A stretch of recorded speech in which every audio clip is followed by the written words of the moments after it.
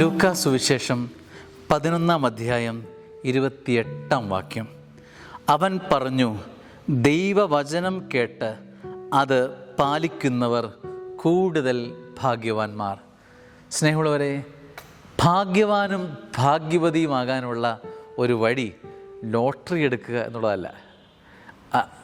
അത് ഭൂമിയിൽ നമ്മളെ ഭാഗ്യവാന്മാരാക്കുക. ദൈവത്തിനു മുമ്പിൽ ഭാഗ്യവാന്മാരാകാനുള്ള വഴി ദൈവവചനം കേട്ട് അത് പാലിക്കുക. ഇട്ടുമൂടാനാവാത്ത ഭാഗ്യങ്ങളുമായി ദൈവം നിന്നെ ധനവാനാക്കും, നിന്നെ കൃപയുള്ളവനാക്കി മാറ്റും. ദൈവവചനം കേട്ട് പോരാ, അത് പാലിക്കുന്നവർ. ജീവിതത്തിൽ ഈ കേൾവി കൊണ്ട് നമ്മുടെ ദൈവവചന ബന്ധത്തെ അവശേഷിപ്പിക്കുന്നവരാണ് ഭൂരിഭാഗവും. പക്ഷേ അത് കഴിഞ്ഞൊരു പടി കൂടിയുണ്ട്. അതിനെ ഉയർത്തുന്നവരാണ് ഭാഗ്യവാന്മാരും ഭാഗ്യവതികളുമായി മാറുക.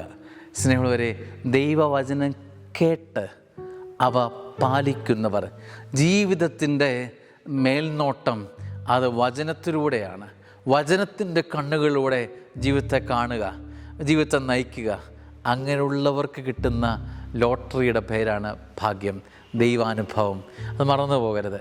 അപ്പോൾ ദൈവവചനം കേട്ട് അത് പാലിക്കുന്നവർ കൂടുതൽ ഭാഗ്യവാന്മാർ. ദൈവത്തിനു മുമ്പിൽ കൂടുതൽ ഭാഗ്യവാനും ഭാഗ്യവതിയുമാകാനുള്ള ഒരു കൃപ നിനക്ക് ലഭിക്കട്ടെ എന്ന് അച്ഛൻ ആത്മാർത്ഥമായി പ്രാർത്ഥിക്കുന്നു. ദൈവം അനുഗ്രഹിക്കട്ടെ. ആമേൻ.